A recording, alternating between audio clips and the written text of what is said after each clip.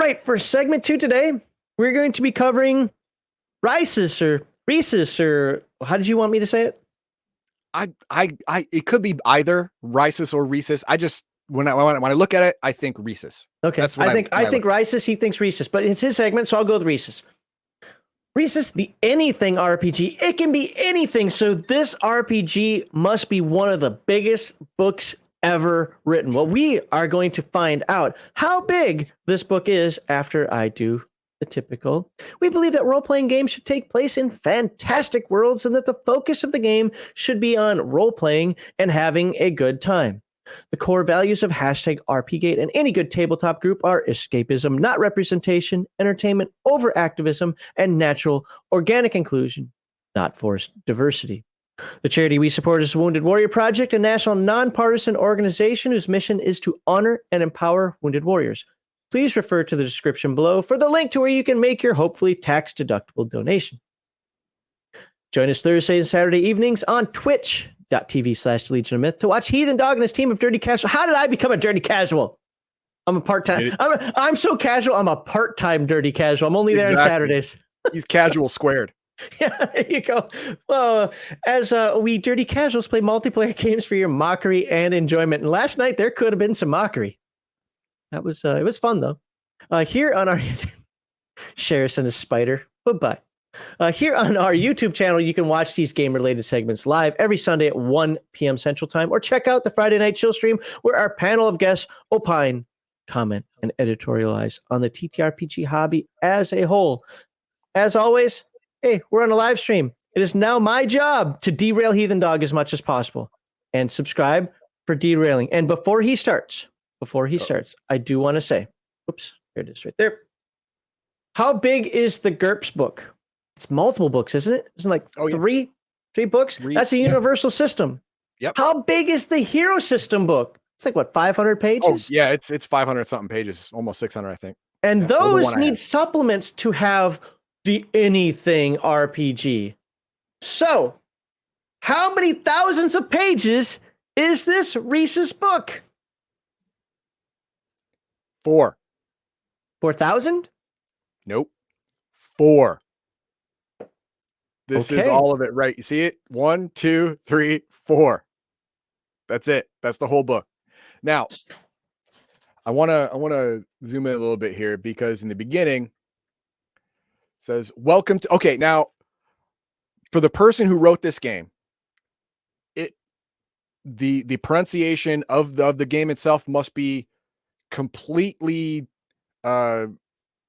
normal to him, right? Because just in the last 5 minutes, we've got 3 different ways to actually pronounce it. I say Rhesus. Max says Risus, and Coco here says Rhesus. Which one is right? I don't know, and I don't care. So we're moving on from that.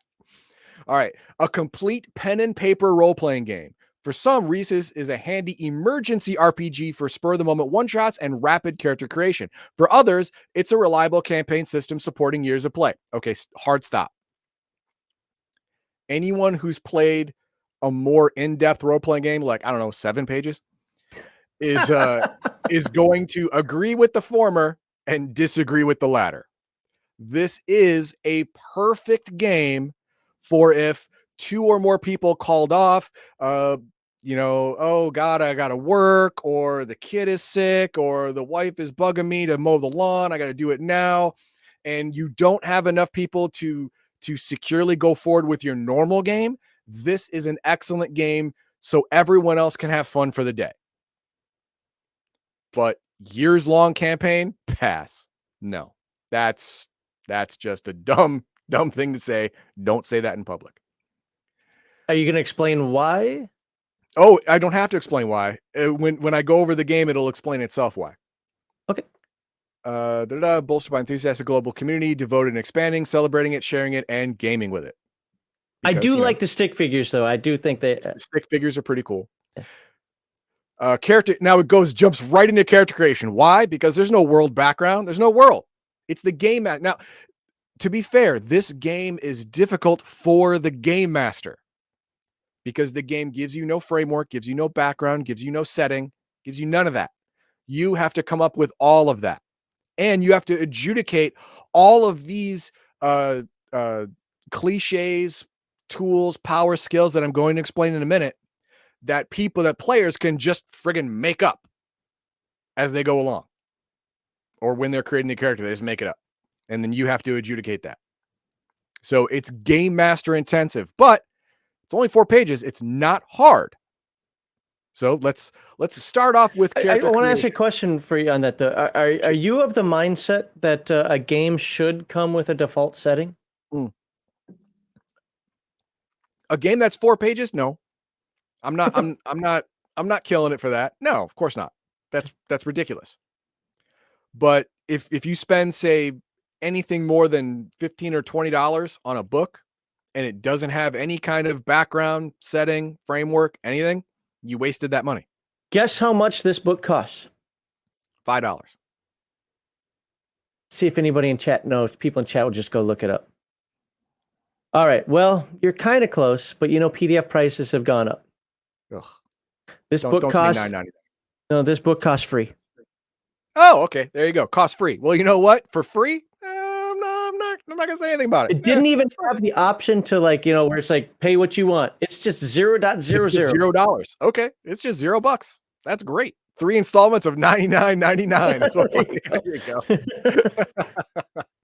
All right, we're gonna do character creation now, but I'm not gonna use their example. I'm gonna use Max Liao to show you how character creation is done between game master and player. All right. So Max Liao, I want you to think of any character idea.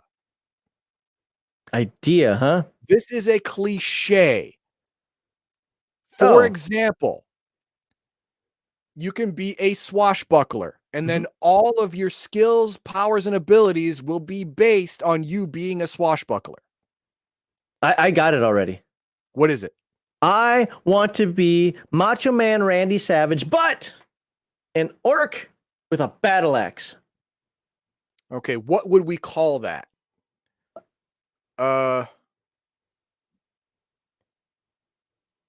It would be a barbarian and berserker kind of thing. No, that would be a different wrestler. Okay. Barbarian and showman. Okay. So you have 2 main cliches, barbarian and showman. So now we're going to build his character. Now you have 10 points to put in cliches. The maximum you can put in a single cliche is 4 points. So which one do you want as 4? Or you can have both of them be 4. You can have both of them, your barbarian and your showman, both be 4. You can do that if you want. But you have 10 points, and until you fill out all 10 points, you just keep making up more cliches. Okay. Well, now, to help you out, a cliche of 3 points or higher is considered professional level. Well, I have to go showman 4 then. Well, at least 3 to be a professional showman, right? So, what about which one is first, barbarian or showman? Oh, showman in that case. Showman is your prime cliche. Okay, yep. So that's going to be 4. What about barbarian? Barbarian, I'm going to have to be good at what I do, so we may as well go 3. Okay. You are a professional barbarian. So that's 7 total points. You have 3 more points for up to 3 other cliches, or 1 more at a professional level, or 2 and a 1, however you want to break it up. So what other cliches would your character have? You are strongman. Like just some strongman. Okay. You have another cliche of strongman. How many points do you want to put into it? Can I just do the other 3 and call it? Yeah. Well, let's just do that. Okay. You are a showman 4, barbarian 4, strongman 3. Now, this is how it's going to work. Each point is a die that you roll for succeeding in that particular task. Being a barbarian, being a showman, or being a strongman. So if you are, say, you want to lift the portcullis of a castle, you would roll strongman. Okay. You'd roll 3 dice in an attempt to lift that portcullis. If you want to intimidate your enemies, you would roll showman, Yep. Okay. 4 dice. Now, in the actual attacking, the razing of villages, the murdering of civilians, and the raping of women, you would roll barbarian. So your actual attacks would be barbarian. Now, each Okay. cliche gives you at least one tool to use in that cliche. For you, you already took one, axe. Barbarian, you get a free tool, axe. Okay. That means when you're using your barbarian cliche, you are commonly using your axe. If you can't use your axe, or your axe is broken, stolen, lost, whatever, it's half rounded up your total dice. So, Oh. for example, if you are barbarianing, say you are attacking a village and you don't have your axe, your barbarian skill, your cliche level is 2 instead of 4. Okay. Well, that makes sense because it's the tool of the trade, and if I'm not, Exactly. Now, what tool are you going to use for your showman cliche? well, I was just gonna. Oh, that kind of leans into the strongman one though. No armor, man. I'm just out there in like a fur loincloth and Okay, okay. Fantastic physique yeah. Oh, is your absolutely. is your tool. That means when you are covered or people can't see your fantastic physique, your showman ability is at half rounded up. Oh, that So perfect. Yes. it'll be, instead of 3, it'll be 2. Now, Yep. That makes perfect sense. I'm with this so far. okay, what about your strongman cliche? What tool are you going to use for your strongman cliche? I feel like I'm overlapping here because I was gonna say I'm my muscles, but you already Okay, said hang on. physique, and that's Tools of the trade come as a free part of each cliche. It's right here.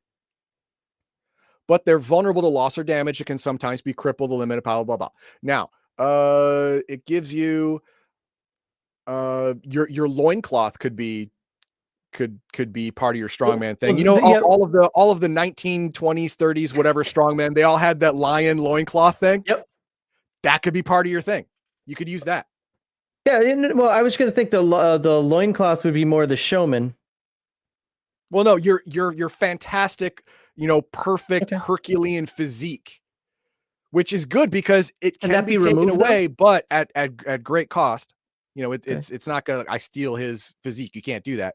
But if someone scars you up, or throws dark paint on you where no one can see your rippling muscles and your perfect Adonis, Okay. rip stuff, then it takes it away. But your loincloth is your strongman tool. Okay. Without your loincloth, instead of 3, no, I'm sorry. Yeah, instead of 3, 3, yeah. it's at 2. Okay. That makes sense. I'll All right. go with that. Okay, great. Now, a description of your character. The example for the Viking is, you're tall, blonde, and grinning. You like to drink and fight, and drink and chase Viking women, and fight and sail the high seas and fight. And you want to write poems about yourself because he's a poet one. But you are different. You are a showman, barbarian, strongman. So describe yourself physically, mentally, at least a little bit. Go. Okay. So I'd like to make a little bit of a change here. For showman, I said Randy Savage, right? And we're not really playing in a specific. I gotta have the glasses. Okay. Okay. Got it. So That is your tool then. It's not your rippling physique, it's your glasses and cowboy hat. yeah, and yeah. So we'll go with the loincloth. Yeah, we'll keep that there. So For the oh strongman. Okay. yeah. So as far as I look, obviously I've got to be tall. We're talking like 6'6" or something. I Sure. got to be Sure. big. Sure. I'm almost always glistening. Gonna have to shave constantly. Obviously. Uh, Yep. got to always have that wet look, and I have that axe. I'm really good with it mentally. Mentally, when I'm on stage, I'm great. Or let me phrase it: when I'm in the When stage you're format, performing. Yeah. yeah. When I'm performing, like I'm in my element. I'm at home. I just feel one with that. Outside of that, I'm insecure. Oh, okay. Okay. You're only confident when performing. Yes. Okay. Got it. Got it. Okay, great. Now we've just made your character. That's it. It's done. Awesome. We have your weapon, we have your tools, and we have your stats. That's all we need. Now, how do we play? How does the system go? Well, it's pretty easy. The game system. Whenever anybody wants to do anything and nobody's actively opposing it, and the GM doesn't think success would be automatic, the player rolls dice. Now, these are all 6-sided die. Okay. Okay. So you only need 4 because your Okay. maximum cliche is 4. So 4 dice. And it gives right here, it gives a target number table. 5 is easy and 30 is superhuman. You're probably not going to How do you make get it. a 30? Well, you need 5 dice and roll all 6s. I only have You 4. literally cannot get a 30 Okay, got it. because you're just starting out. You shouldn't be able to be superhuman just starting out. Fair So enough. that's fine. Now, that is to say, jump a fence, raise the portcullis, stuff that is not resisted by anyone else. Then you would just roll against these specific target numbers. Okay. Okay, great. That's awesome. So you roll all your dice and you hit one of these target numbers. Awesome. So as long as I'm wearing my loincloth, I can get 3 dice for my strongman to raise the portcullis. I'm not Sure. doing this for any other purpose than for me. And I got myself a I got a 9, so I probably didn't raise a heavy one. No, not a heavy one. You raised a gate. There we go. Basically. Now, if you got a 10, that is a professional level success. That means you would have raised an actual, double wide gate, an actual castle defense. Okay. All right. Now let's see if you're going against someone. Someone is actively resisting you. Say you are in combat. What kind of combat? Argument combat, a horse racing, a dogfight, a psychic duel, a wizard duel, dueling banjos. All of these are resisted rolls. Okay. The GM decides when a combat has begun. At that point, go around the table in rounds and let each combatant make an attack in turn. What constitutes an attack depends on the nature of the fight, but it should always be role played if dialogue is involved or described in entertaining detail. That's the thing. Entertaining detail. It doesn't have to be ridiculous, but it does have to be detailed. If it's physical and or dangerous and or should involve contraception. Oh, wow. Don't read that. The GM will determine what type of cliche is appropriate for the fight. In a straightforward physical brawl, cliches like Viking, soldier, swashbuckler, or in your case, barbarian would be the way to go. And cliches like hairdresser or strongman or showman would definitely not be, because it's not a direct, combat. Attacks must be directed at an opponent. Both parties in the attack, attacker and defender, roll against their chosen cliche. Low roll loses. Specifically, the low roller loses one of his cliche dice for the remainder of the fight. This is a death spiral game. Yes. You'll constantly get worse. Remember, there's no hit points. There's no hit points. When you reach 0 dice left over, you lose. Okay. So here's the thing. Let's say I am also a barbarian, level 4, which means I have 4 6-sided dice as well. And we are rolling against each other. Attacks must be directed at an opponent. Now, you roll. I'm going to attack you. High roll wins. So go ahead and roll your 4 dice. Yeah. I rolled a 4 plus 3 is 7, 8, 9, 10, 11, 15. 12. I only rolled a 13. Okay. Which means at the end of that round, my barbarian level is not 4, it's 3. When I reach 0 dice at the end of a round in any cliche, I lose. Now, the winner decides what that loss means. Do you want to kill me? Then I die. Do you want to just knock me out? Then I'm knocked out. Do you want to drive me off? Then I get driven off. I don't get to choose because I lost. You get to choose what happens to me. I like that premise. I do. Instead of having a hard and fast rule. Right. Now, if it's a dance off, showman is gonna win the day. Now, here's the thing. Unless I have a skill that could fight your showman skill, I'm going to automatically lose. Does Showman have any limitations? Not that I want this game to, obviously it's 4 pages. I don't want it to have crazy limitations, but with the premise of this character, could a game master say, come on, you're not playing Dance Dance Revolution with that character. That's not what you're about. So I'm going to consider that out of your scope and only give you half the dice, or is it meant intentionally to be very generic like that? It is meant to be as broad as you can make it. So each cliche will cover as many situations as you can reasonably deduce. For example, showman and entertainer. They have mostly overlap in everything. Okay. You said you called it something else, but they basically do the same thing. Okay. Showman, entertainer, performer. Basically the same thing, which means if we are doing, say, a dance off, you would roll showman, I would roll performer to look for successes. High roll wins. So in that case, it almost seems like you want to pick more generic and less specific type of cliches. Yes, 'cause it will have more utility in the game. That part I'm a little skeptical about, but I get it. I mean, I get it on a simplistic level. But I'm a little skeptical about that only for the regard of having a little bit of character uniqueness, and maybe it's just some pedantry on my part. Not that I say it's necessary. I'm just saying I think if I were running it, I would have the characters like, well, if you're a performer, what is your special? Are you an actor or a magician? Something like that. Narrow it down at least to something like that, to that degree. But that's just a personal preference. I'm not saying that the game has anything wrong with it. I get it. You needn't use the same cliche every round. If a Viking / swashbuckler or barbarian wants to lop heads one round and switch to swinging on chandeliers the next, that's great. However, anytime a character has a cliche worn down to 0 dice in combat, he is defeated. So, for example, like you have barbarian and showman. You start barbarian, you lose twice. Now you're at barbarian 2. And I'm still at barbarian 4, for example, which means I'm probably going to win the next barbarian combat because I have dice advantage. You decide, no, you're going to initiate strongman combat by going up to me and grappling me. Okay. So you roll 3 dice instead of 2 because you're using a different cliche. You can do that.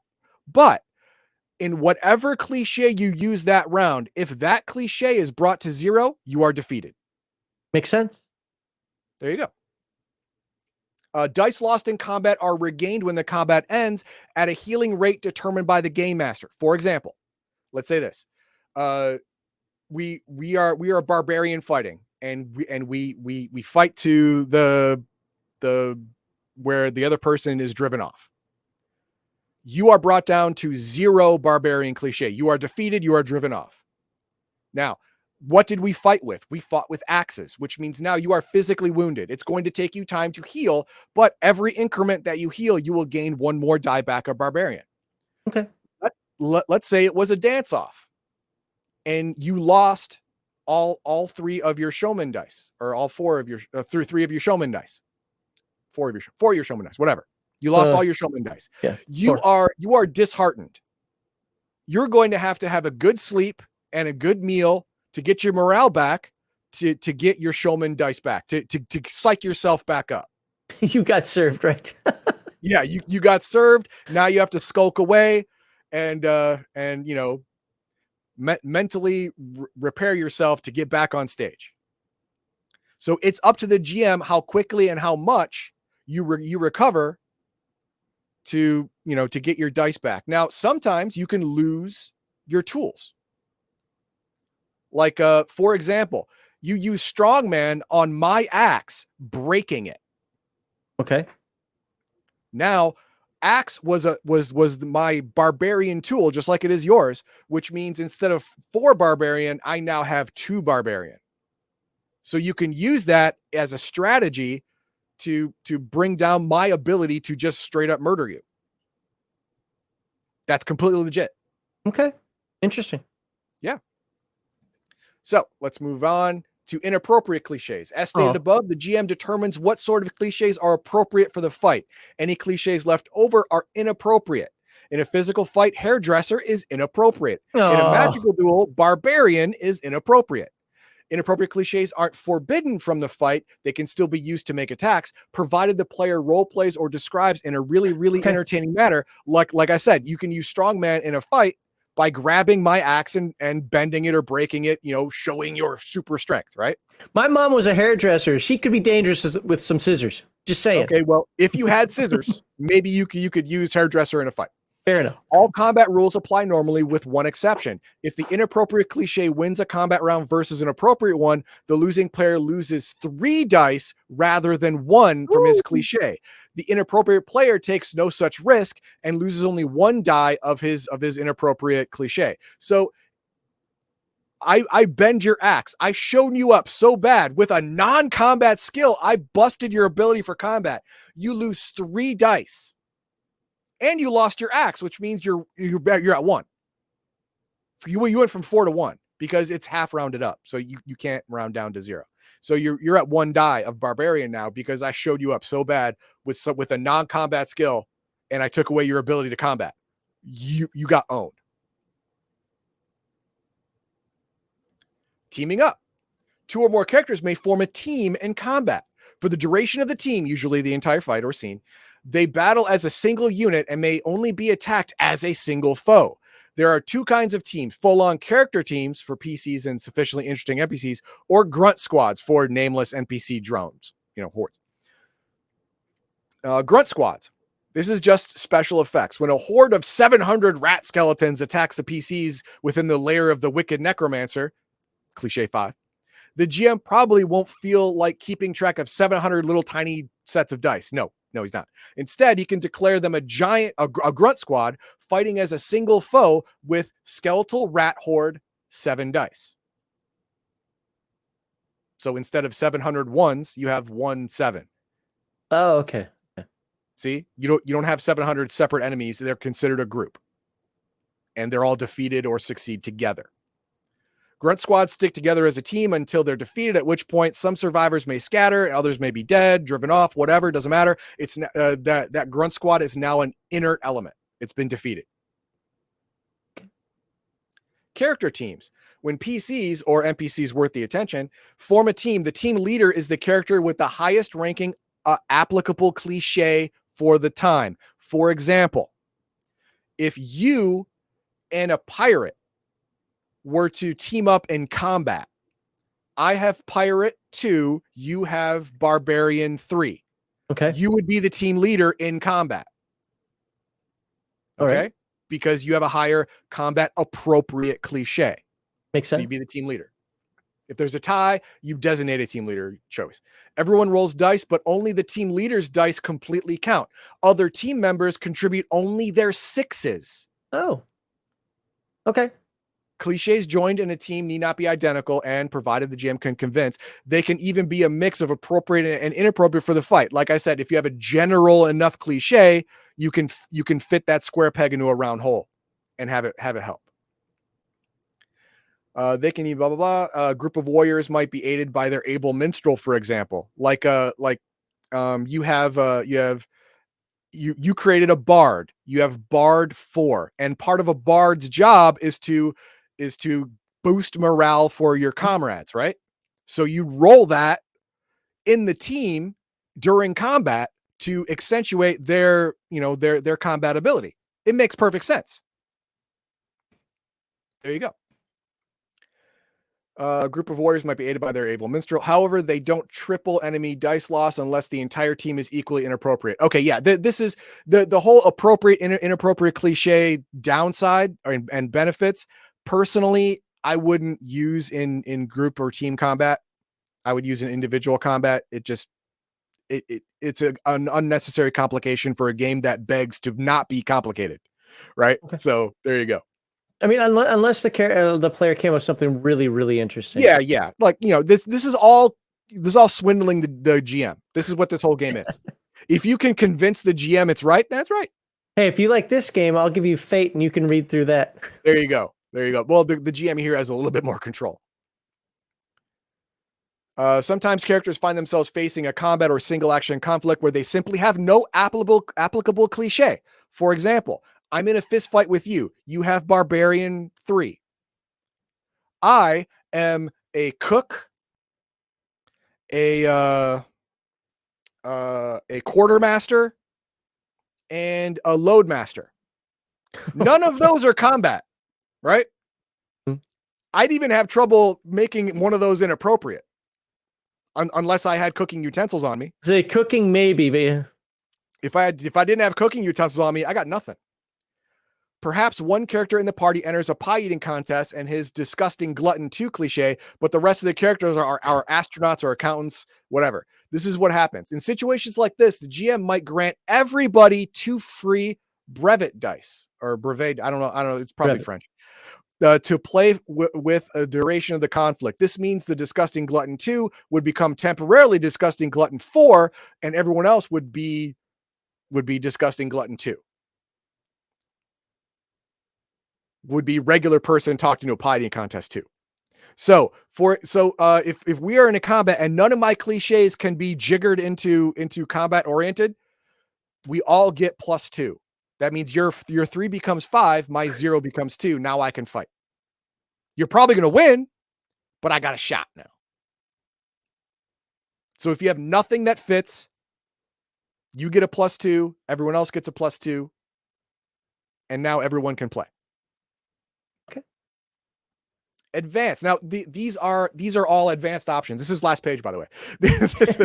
These are all the advanced options. Lucky shots, hooks and tails. It's for adventures and actually gaining experience and character advancement and pumps. I'm going to go over them very, very quickly because this is not necessary to play the game. Well, character advancement is interesting to me because I'd love to see how a character in this type of game is supposed to advance. That's easy. I'll tell you in a minute. Okay, lucky shots. This option allows players to spend some of their 10 starting dice on something other than cliches. A single cliche die can instead buy 3 lucky shots. Spend 2 dice for 6 lucky shots, and so on. It's multiples of 3. Using a lucky shot boosts any cliche roll by a single die for a single die roll. Lucky shots reset between game sessions. So if this is a one-off, you don't want this. But I don't like it anyway, but I get why it's there. Yeah, you get why it's there. But if it's a one-off, you don't want this anyway. Hooks and tails. With this advanced option, players can bargain for extra character creation dice by giving their character a hook and or a tail. Basically, this is taking detriments to your character in the beginning to get more cliche points. For example, the one-armed barbarian. You only have one arm. That's a big detriment for a barbarian, but because of that, you get an extra die in barbarian. Okay. So instead of 4, you have 5. What would the drawback be to that? You only have one arm. When would that come into play? That would come into play in any kind of grapple situation, any kind of holding on to something situation. You only have one arm to hold on with, one hand to hold on with. The whole saying, hold on with both hands and hold tight, not you. So what's the penalty for that? You would if you took strongman, it would be half rounded up. So instead of 3, it'd be 2. Yeah, I'm sorry. I'm just trying to place it. Yeah. I'm not trying to do any gotchas here. I'm just trying to place okay, I see how in a narrative sense that means something, but what's the game sense of because if you're just giving me a bonus die to my barbarian, man, I'm going to take all types of these detriments and not care. Well, yeah, but in a lot of other situations, you're going to be at half dice. Okay, because you're at half. That makes sense. Yeah, climbing, half dice. Catching, half dice. Stuff like that. It's going to come up. I mean, climbing, catching, and holding on to things come up a lot in RPGs. Sorry. So it's going to happen. So you can do that if you want. Now you have pumps. I don't recommend this one. Characters may pump their cliche, spending an extra effort at the cost of injury. Injury in this game is losing dice pool. A pumped cliche receives a dice boost lasting a single round of combat. After that round is resolved, the cliche returns to normal and then suffers an immediate dice loss equal to the boost. You get to choose the boost, right? So let's say you have Barbarian 4. You're going up against a Barbarian 5. Well, you want to win. You decide, I want to pump 2. For that next round, you're Barbarian 6. But for the round after that, and every round until you regain your barbarian, until you heal, you're at barbarian 2. It seems like a last chance thing. Like It doesn't have to that's be a when I last would chance. probably do It's it. more like a last push. Yeah. Right? A last push. So it's dangerous, but it can be very effective. And then we get to the character advancement. At the end of each adventure, each player rolls against each cliche challenged. Any cliche you actually used Okay. in the game. If the dice land showing only even numbers, you advance by a single die. 2, 4, or 6. So the more dice you roll, the harder it is to advance because the easier it is to roll an odd die. Mm-hmm. So that's how you advance. Adding a new cliche. There may come a time when the character has grown and matured enough to justify adding an entirely new cliche to your character sheet. If the player and GM agree this is the case and agree on the new cliche is, the player rolls for advancement as usual, but the new dice earned for that adventure may be put toward the new cliche instead of ones that earn them. For example, you used barbarian in this adventure. Mm-hmm. You have barbarian, showman, and strongman, but you want one more. Let's say you want during this couple of game sessions, you've role played learning how to cook. You want to cook. Yep. So you roll barbarian. You have barbarian 3. You rolled a 2, 4, and a 6. That's all even. You can either have barbarian go to 4 or have cook go to 1. Okay. Long haul variant. Instead of rolling against every challenge cliche, roll against a single cliche of your choice. That's if you want slower advancement in a long-term campaign. No, you don't. So there's that. And that's it. That is the whole game. Again, it took us 5 minutes to make your character. It took 5 minutes to understand the rules. And then you're playing. a game. Yep.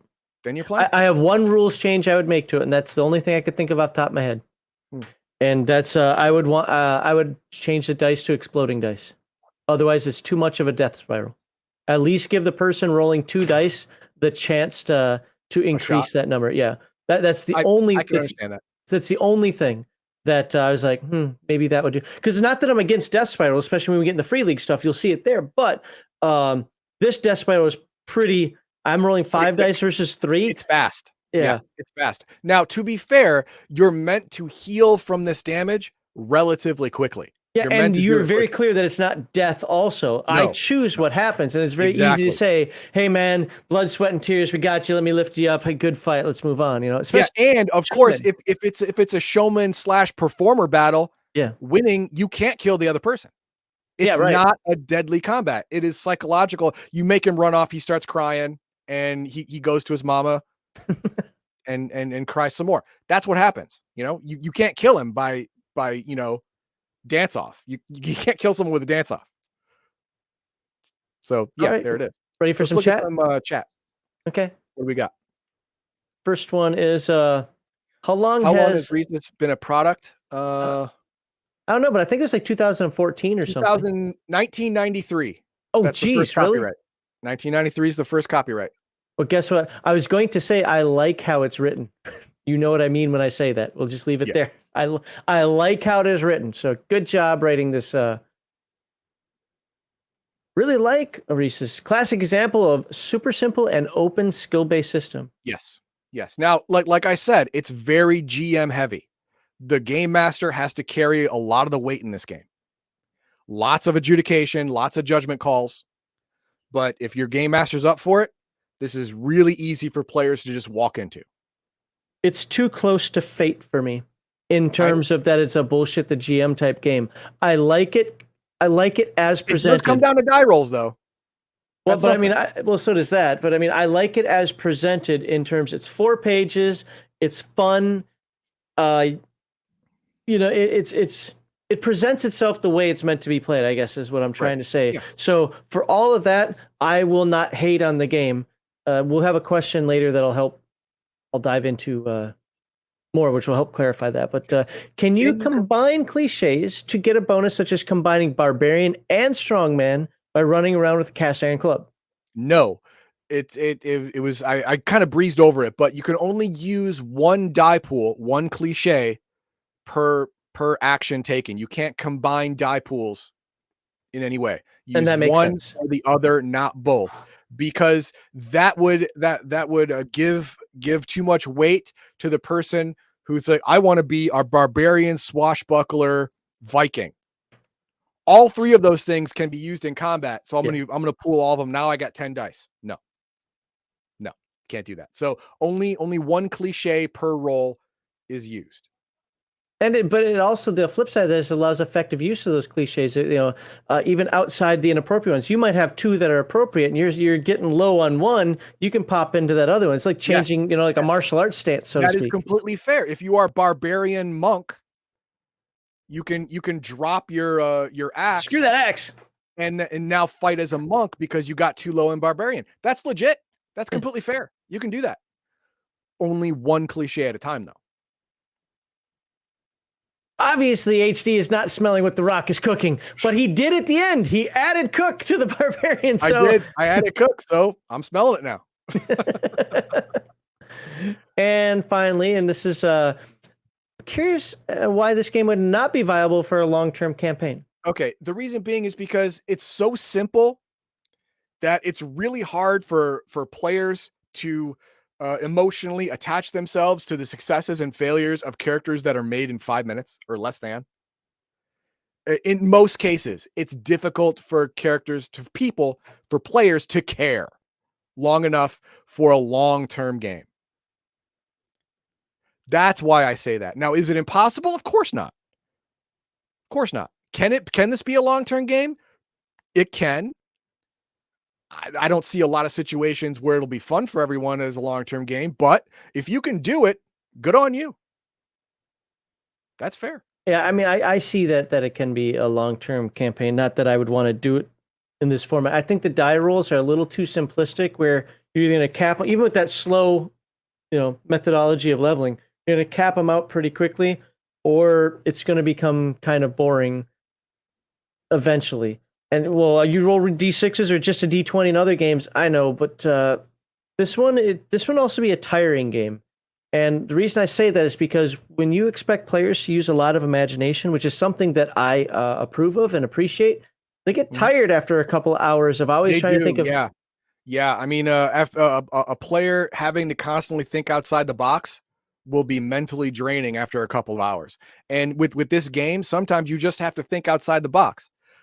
For example, even through advancement, the maximum cliche you can get is 6. Yeah, that's the cap. And in the 700 skeletal rat thing, they had a 7.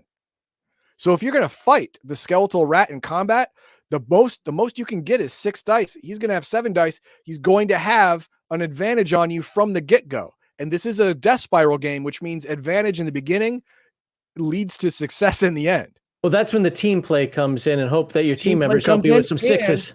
And inappropriate cliches come in. That's when thinking outside the box come in. For example, undead rats, 700 undead rats.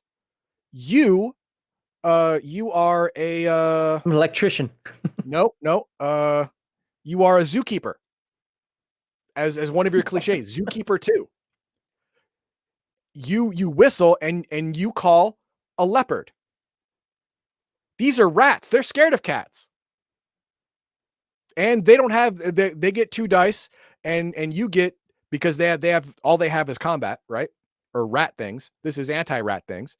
So they get 2 dice and you now have 4 dice. And then they lose 3 dice from their main attribute if the cat disperses them. They went from a 7 to a 4. Now you have a 6. You're winning. You got advantage by thinking outside the box.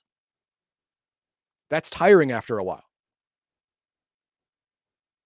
So, I mean, all told, I like the sound of it. It's one of those games that if somebody say, "Hey, we're going to do this," I'm with Heathen Dog. Not that I don't think it can be a campaign. I wouldn't want to do it for a campaign, but it's like, you know what? We got a couple people out of town for a week or two. We're going to play 1 session, 2 sessions of it. I'd say okay. Yeah, it's great. I got Fate because it was recommended. Only find it's a choose your own adventure. I saw Fate as more how much can you bullshit the game master. That's what I didn't like, but I didn't see it so much as choose your own adventure, though. I mean, it may be true. I'm not saying that that's necessarily wrong, but it's like, how do I BS this background to attempt this ability. Yeah. Anyway, but no, all told, I give this game a thumbs up based on your presentation here of it. Yeah, So go check it out. It's the best price ever on Drive-Thru RPG. True. Best price you can get. It's free. I looked that up yesterday when I was checking to see if there's any art or something out there, and I was like, let me go see what. I was going to go look it up, and then I saw a price 0.00. Really? Okay. There we go. I'll pop that out. That's comments. That's everything. All right. So with that, I don't have the brands up. There you go. Please subscribe, like, share. Covering some. I don't know if anybody even talks about Rhesus. I still want to call it Rhesus, but whatever. Hey, you know what? We could both be wrong. I don't know. Rhesus. Rhesus. Rhesus. Well, that's Rhesus. Yeah, whatever. Rhesus. Yeah, Rhesus. There you go. There you go. It could be that.